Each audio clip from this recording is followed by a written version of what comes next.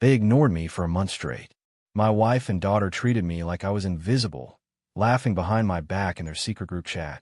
So I vanished at 4:47 a.m. without a word. 3 years later, she invited me to the wedding. When I walked through those doors, she saw who I'd become. My name is David Marsh. I'm 52 years old, and I spent most of my adult life designing failsafes for aircraft. Redundancies, backup systems, the kind of engineering that keeps planes in the air when everything else wants to bring them down. Ironic, isn't it? I could build emergency protocols for Boeing jets, but I never saw the warning lights flashing in my own marriage until I was already in a nosedive. Looking back, maybe I should have noticed sooner. The way Patricia's eyes would glaze over when I talked about work. How Emma stopped asking me for advice somewhere around her junior year of college. But I told myself it was normal. People grow, relationships evolve, right? I was the provider, the problem solver, the guy who made sure the mortgage got paid and the cars got serviced. I thought that mattered. The real beginning of the end started in March, about 5 weeks before Emma's wedding. I came home from a consultation trip to Seattle, tired, but excited because I'd closed a major contract with Alaska Airlines. 6 figures for a year-long safety audit project. I walked through the door expecting maybe a "How was your trip?" or "That's great, honey."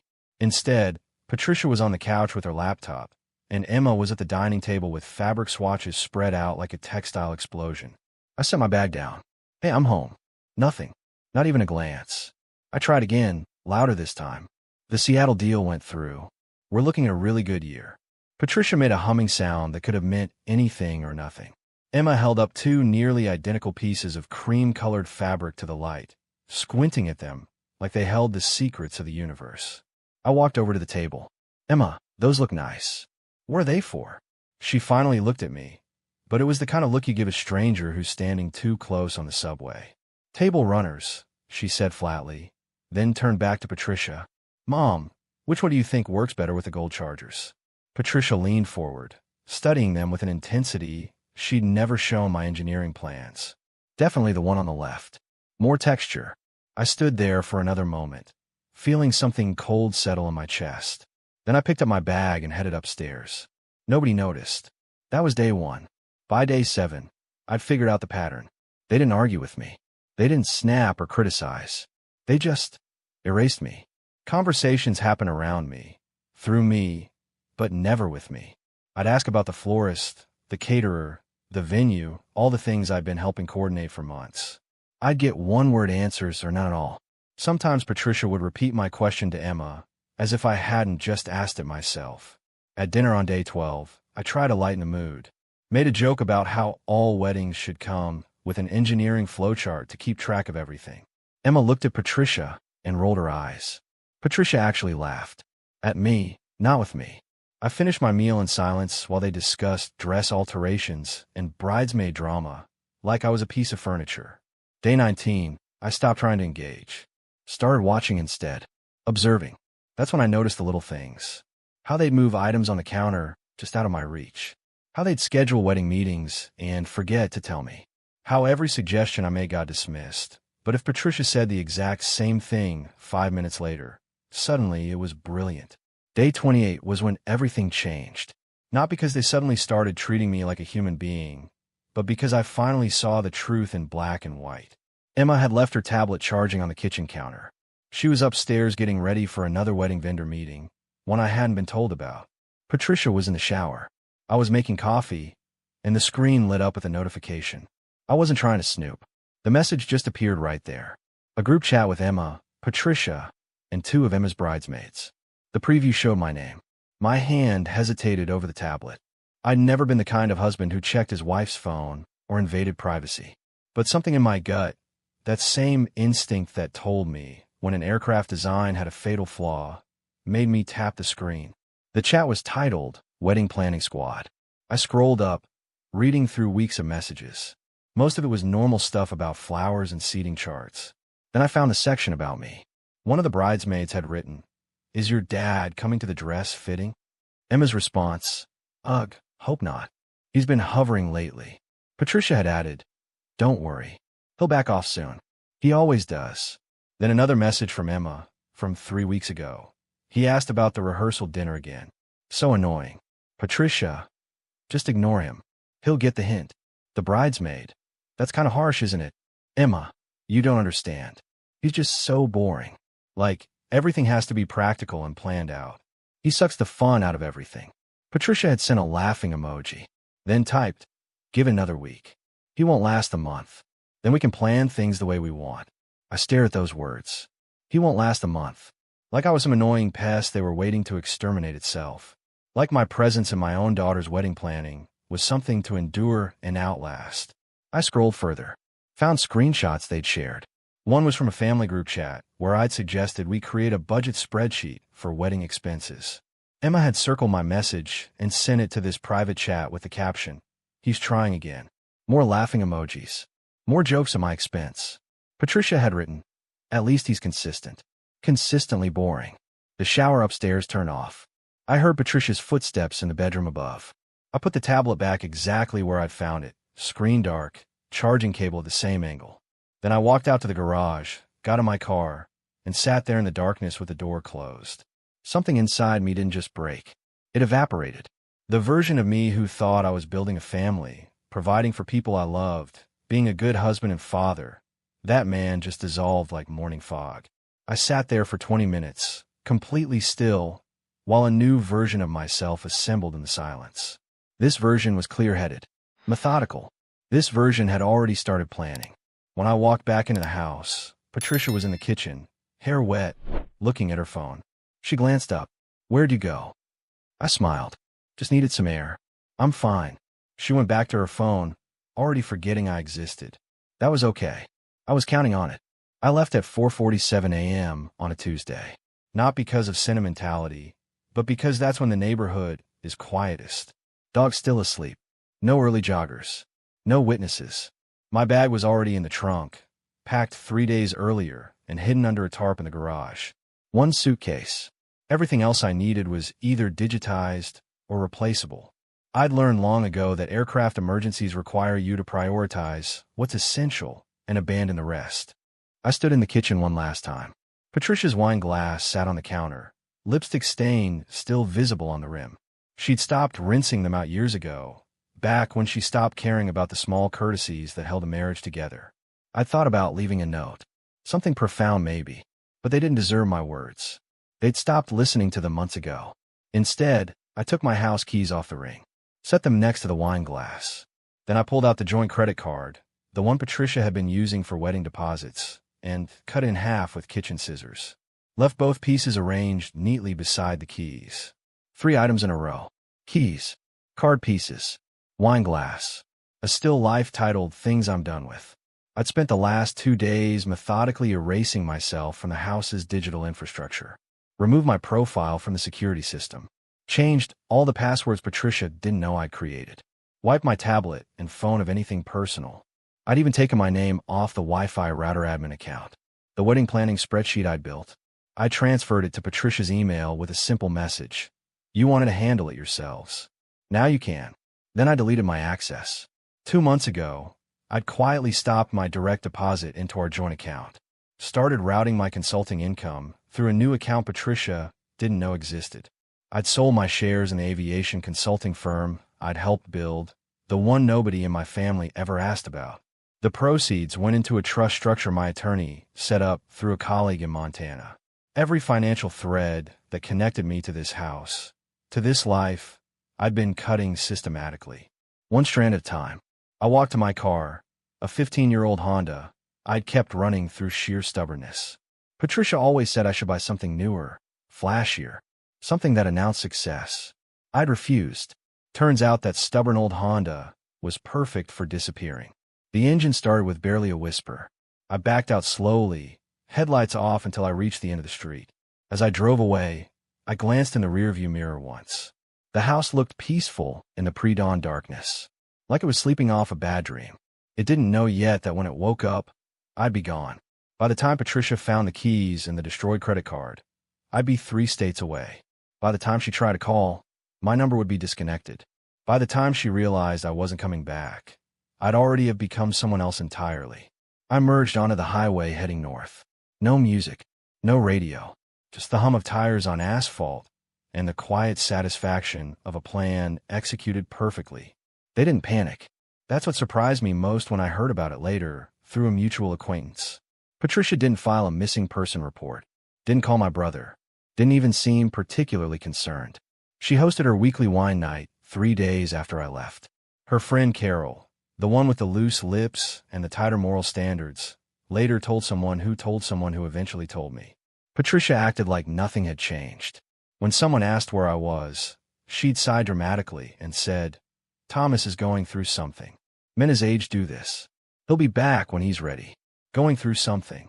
Like I was having a midlife crisis instead of executing a carefully planned extraction.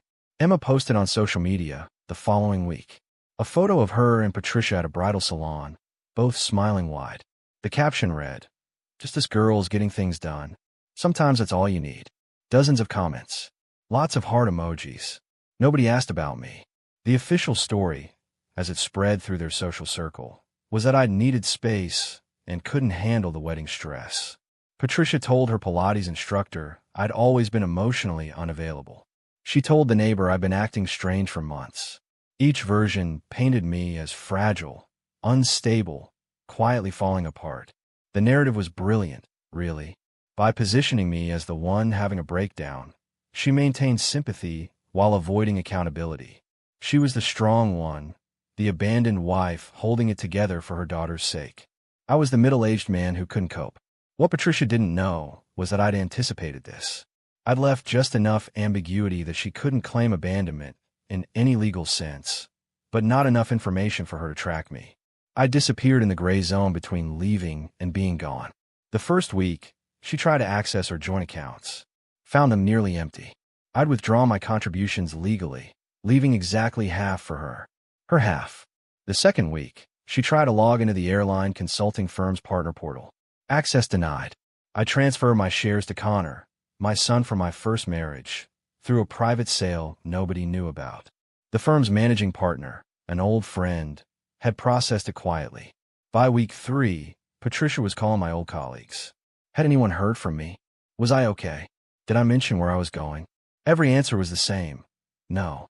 She hired a private investigator on week 4. I know because he found one of my decoy trails, a hotel booking in Colorado under my name. By the time he got there, the reservation was canceled, and I'd never actually been within 500 miles of Denver. Meanwhile, Emma's wedding planning continued without me. They'd switched to Patricia's credit for deposits. The florist never knew I existed. The caterer had my name removed from all correspondence. Even the wedding website bio section, where it had said, "Emma is the beloved daughter of David and Patricia Marsh," got edited. Now it just said, "Emma Marsh is getting married." I'd been erased. Redacted. Like I was classified information nobody had clearance to access anymore. But here's what they didn't understand. While Patricia was crafting her narrative and Emma was editing me out of her story, I was building something new. Something they couldn't touch, couldn't diminish, couldn't ignore away. I'd rented a cabin in northern Montana. Remote. Off-grid except for a satellite internet connection. The kind of place where you can think clearly without the noise of other people's expectations. And I wasn't alone. The call came from Patricia's attorney 6 weeks after I left. My lawyer, a sharp woman named Helen Rodriguez who specialized in asset protection, forwarded me the message with a 2-word comment. "They're scared." Patricia wanted access to my pension fund, the one from my years of Boeing. She'd tried logging in with old credentials and hit a wall. So she'd lawyered up, assuming she could force her way in. Helen called me from her office in Seattle. "David, I've got their formal request here. They're claiming marital asset rights to your pension." I was sitting on the cabin porch, watching eagles circle over the lake. And they don't have a case. You restructured everything into a living trust 5 years ago. It predates any wedding planning, any recent marital issues. It's bulletproof. What about Emma? I asked. That's what really mattered. She's listed as a beneficiary, but with conditions. She needs to complete a degree, maintain employment for 1 year, and establish independent residence for 18 months without financial support from Patricia. I smiled. So she gets everything as she grows up. Essentially, yes. Your attorney who set this up was brilliant. Patricia isn't even mentioned in the trust documents. There was a pause on the line. Then Helen continued, her voice careful. "David, there's something else. Patricia's lawyer mentioned she's considering filing to have you declared legally dead. It's premature by years, but they're testing the waters. My grip tightened on the phone. She wants me dead on paper. She wants access to your assets. And if you're declared deceased, your trust terms might accelerate. But here's the thing. They need proof you're not just absent. They need evidence of death or disappearance under suspicious circumstances. You've been paying bills, haven't you? Everything's automated through the trust. Then they can't prove you're dead. You're just gone. And there's a big legal difference. After the call ended, I sat there processing it. Patricia wasn't looking for me out of concern. She was looking for my money. The woman I'd spent 23 years with was trying to legally erase me so she could cash in. That night, Connor called for Vancouver. My son, the one Patricia never knew existed, the one I'd kept separate from that life because I'd learned the hard way that some people don't deserve access to everything you are. Dad, I saw the trust notification. She actually tried to access it. Connor's voice carried disbelief. She thinks it's hers. I said simply, "What are you going to do?" I watched the sun set over the mountains, painting the sky in shades of orange and red. Nothing. Let her exhaust herself. The walls are already built. She just doesn't know she can't climb them. 3 months after I disappeared, Patricia was still selling the narrative. I was the man who'd abandoned his family, the father who couldn't handle the pressure, the husband who'd lost his mind under wedding stress. Then a photograph changed everything. Laura's cousin, a yoga instructor who traveled to wellness retreats like some people collect stamps, posted a carousel on Instagram from a leadership conference in Oregon. Scenic mountain shots, green smoothies, the usual content. But slide 4 showed a conference room full of people sitting in meditation poses, all facing a speaker at the front. The speaker was me. I was mid-gesture, wearing a black quarter zip and gray slacks, no notes in hand. The photo caught me in profile, looking focused and calm. The caption read, "Incredible keynote by DM on finding strength in silence." This man gets it. Laura had warned me about her cousin's social media habits, but I'd underestimated how fast things spread. Within 12 hours, someone Patricia knew had seen it and sent it to her. Patricia nearly dropped her phone, according to Emma's friend who was there when it happened.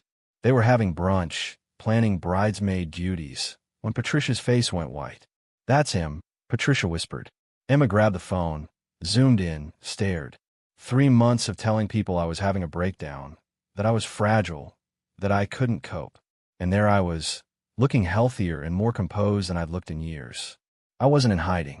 I was speaking at conferences, leading workshops, building something new. Laura called me that evening. She was laughing. "David, you're internet famous. My cousin's post has 5,000 likes. People are asking who you are." "That wasn't the plan," I said, but I was smiling too. "Maybe it's better this way. Let them see you didn't fall apart. You evolved." She was right. The narrative Patricia had carefully constructed, the story of the broken man who abandoned his family, it collapsed in a single photograph. Because the man in that image didn't look broken. He looked free. Emma didn't call, didn't text. But 2 weeks later, an envelope arrived at the P.O. box I'd set up. Cream-colored, expensive paper. Inside was a wedding invitation addressed in Emma's handwriting. At the bottom, below the printed text, she'd added a line in pen. "If you're still out there, I want you to walk me down the aisle." I held that invitation for a long time, reading those words over and over. She didn't apologize, didn't explain, just asked. I pulled out my phone and sent a single text to the number I knew she still had. "If I come, no one can know beforehand." Her reply came 3 minutes later. "Deal." The morning of Emma's wedding arrived with overcast skies, the kind that make everything feel heavier than it is. I'd driven through the night from Montana, arriving at the venue 3 hours early. The black sedan I'd rented sat in the service lot behind the building, invisible to the arriving guests. Connor had flown in from Vancouver the night before. He was waiting in the car when I pulled up, dressed in a sharp charcoal suit that matched mine. My son looked every bit the successful architect he'd become. "You ready for this?" Connor asked as I climbed out. "I've been preparing for 3 years," I replied. "Time to see if the preparation pays off." We walked the perimeter of the venue, staying out of sight. I could see guests starting to arrive. Patricia's sister, Emma's college friends, people I'd known for years who'd accepted Patricia's version of events without question. Connor checked his watch. "The ceremony starts in 40 minutes. When do you make your entrance? When Emma texts me. Not before. My phone buzzed. Emma's message was simple. Bridal suite. Side entrance. Now. I turned to Connor. Stay here. If things go sideways, you're my extraction. He nodded, the kind of understanding that doesn't need words. Military families understand operational security. We learned it from different sources, but the principle was the same. I made my way through the side entrance, past catering staff too busy to notice me. The bridal suite was down a corridor away from the main hall. I knocked twice. Emma opened the door herself. She was already in her dress, veil lifted, makeup perfect, but her eyes were red-rimmed. "Dad," she whispered, and for the first time in years, I heard my daughter's real voice. Not the dismissive tone, not the eye-rolling exasperation. "Just Emma. You look beautiful," I said simply. She pulled me inside and closed the door. We were alone. "Mom doesn't know you're here." I didn't tell anyone except Ryan. "Ryan knows. He's your hire at Aero Consult Northwest, Dad. He figured it out 2 months ago when he saw your signature on his employment contract. He's been helping me plan this." I blinked. Ryan Hoffman, Emma's fiancé, worked for the consulting firm I'd built after leaving Boeing. The firm I'd sold my shares in to fund my disappearance. Except I hadn't sold all of them. I'd transferred a controlling interest to Connor, kept a silent stake, and continued consulting through an LLC. Ryan knew, and he'd kept quiet. "Does he know about Connor?" I asked. "Your other son?" "Yes. He helped Connor coordinate your arrival time." The web of connections suddenly made sense. Ryan wasn't just some random guy Emma had met. He was someone who'd been vetted, tested, proven trustworthy. Someone who'd earned his position through competence, not connections. "Emma, I need to tell you something," I said. "About your trust fund." "I know about the conditions," she interrupted. Ryan explained them. "Degree, job, independent living. I'm enrolled full-time now, graduating in December. And Ryan's firm offered me a position in project management starting in January. And the living situation? We're moving to Seattle after the honeymoon. No financial help from Mom." I studied my daughter's face. She'd grown up, not just in age, but in understanding. "What changed?" "That photo of you," she said quietly. "The one from the conference. I saw you looking healthy and confident and free. And I realized you weren't the one who was broken. We were. Mom and I. We pushed you out and then blamed you for leaving." "Emma." "No, let me finish. I saw that photo, and I asked myself, when was the last time I looked that happy?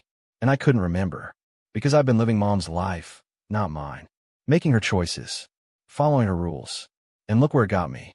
27 years old. No degree. No job. No independence." She took a breath, steadying herself. "I don't expect you to forgive me. I don't even expect you to stay after the ceremony. But I needed you to know that I see it now. I see what we did to you." I put my hand on her shoulder. "I'm here because you asked me to be. That's enough. Will you walk me down the aisle?" "That's why I came." She hugged me then, carefully, trying not to wrinkle her dress. When she pulled back, she was crying. "Mom's going to lose her mind," she said with a shaky laugh. "Let her." The music started. That traditional wedding march that's been playing at ceremonies for generations. Through the small window in the bridal suite, I could see the guests standing, turning toward the doors. Emma took my arm. Her hand was shaking slightly. "Ready?" I asked. "No," she admitted. "But let's do it anyway." The doors opened. Every head in that room turned to look. And the collective gasp was audible. They'd expected Patricia. They'd expected the mother-daughter unity narrative that had been sold for months. Instead, they got me. The ghost. The absent father. The man who'd supposedly abandoned his family. But I didn't look like a man in hiding. I looked like exactly what I was. Someone who'd rebuilt himself. Emma and I took the first step together. Her grip on my arm tightened. I kept my pace steady, my eyes forward. Not looking at Patricia, who stood frozen near the front, her face cycling through shock, anger, and something that might have been fear. Not looking at the guests, whose whispers created a low buzz through the room. Not looking at anyone except my daughter, who needed me to be strong enough to carry her through this moment. Ryan stood at the altar, and when I caught his eye, he gave me a subtle nod. Respect. Recognition. The kind of acknowledgement one professional gives another. We reached the front. Emma turned to me, kissed my cheek, whispered, "Thank you." I placed her hand in Ryan's, stepped back, and took a seat on the far side of the room. Not in the front row, where fathers traditionally sit.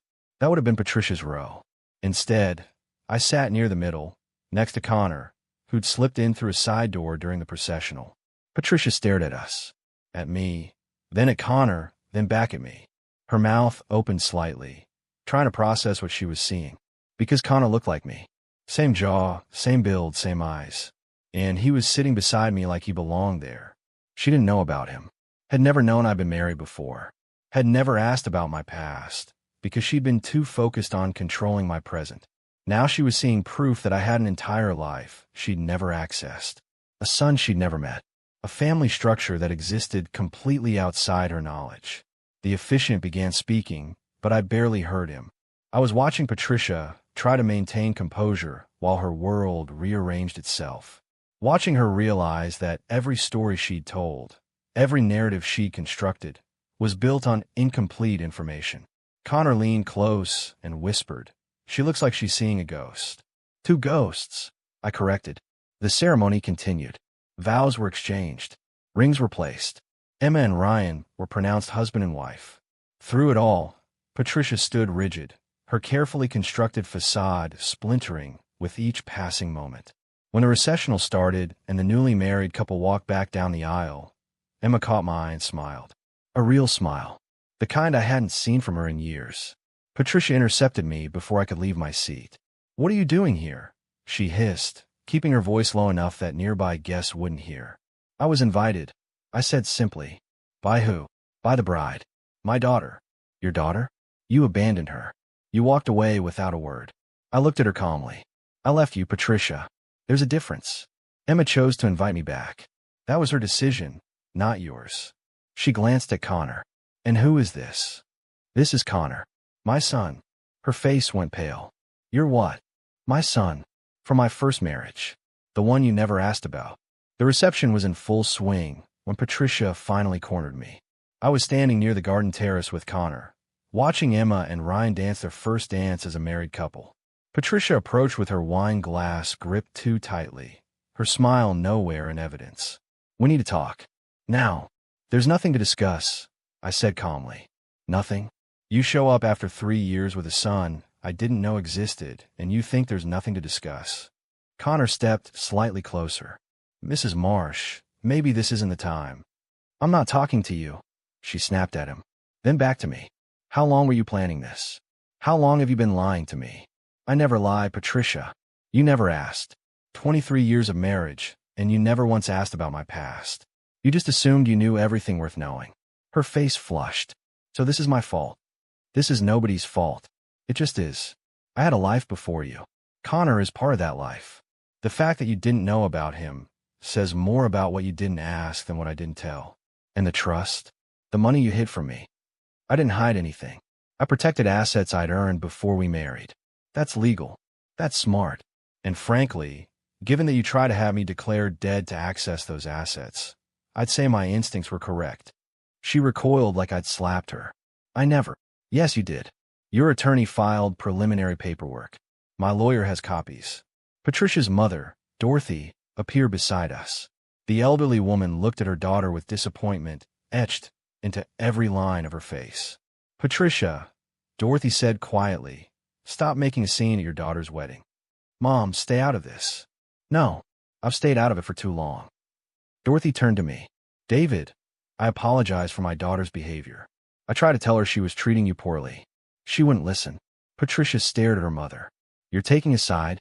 I'm taking the side of decency. You ignored this man for a month, mocked him behind his back, and when he left, you tried to steal his money. What did you expect him to do? He abandoned us. He left you." Dorothy corrected. "And can you honestly say you gave him a reason to stay?" The silence that followed was heavy. Patricia looked at her mother, at me, at Connor, and seemed to finally understand that she'd lost the narrative. Nobody here believed her version anymore. Emma approached, still in her wedding dress, Ryan beside her. "Mom, can we not do this today?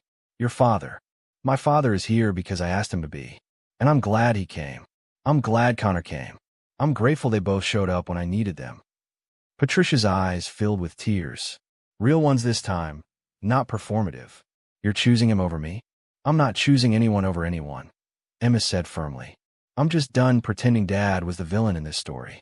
He wasn't. We were. I didn't stay for the whole reception. Once Emma and Ryan had their first dance, once the speeches were done and the cake was cut, Connor and I slipped away. We'd said what needed saying just by being there. Laura was waiting at the hotel, Sophia asleep in the portable crib we'd brought. She looked up when I entered, searching my face for signs of how it went. Emma was beautiful, I said, and she's going to be okay. And Patricia? Patricia is Patricia, but she's not my problem anymore. Laura crossed the room and hugged me, not out of pity, but out of partnership. She'd helped me rebuild myself over the past 2 years, helped me remember what it felt like to be with someone who actually saw me.